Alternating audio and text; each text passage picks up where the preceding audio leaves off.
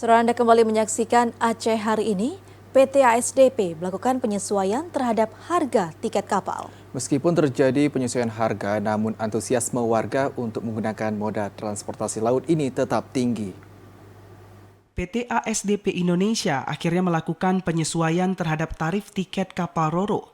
Penyesuaian ini telah ditetapkan melalui surat edaran Gubernur Aceh yang berlaku sejak Kamis 5 Januari 2023 yang lalu.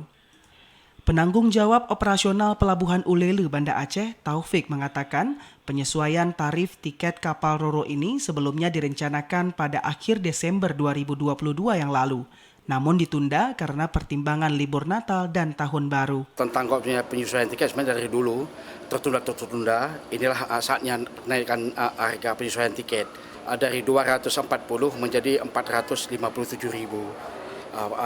per unit kendaraan dengan kapasitas 5 orang penumpang di dalamnya. Per orang tetap dikenakan 35.000 dari sebelumnya 28.800. Saat ini untuk harga tiket penumpang dijual dengan harga Rp35.000 per penumpang dari sebelumnya Rp28.800 per penumpang.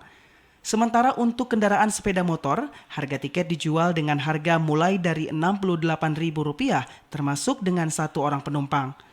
Sementara untuk kendaraan roda 4 dijual dengan harga Rp457.000 dan sudah termasuk 5 orang penumpang. Sementara itu, Kepala Tata Usaha UPTD Pelabuhan Ulele Banda Aceh, Fitri Suryadi, menambahkan meskipun terjadi kenaikan harga tiket kapal, namun antusiasme warga untuk menggunakan moda transportasi ini meningkat dibanding dengan sebelumnya.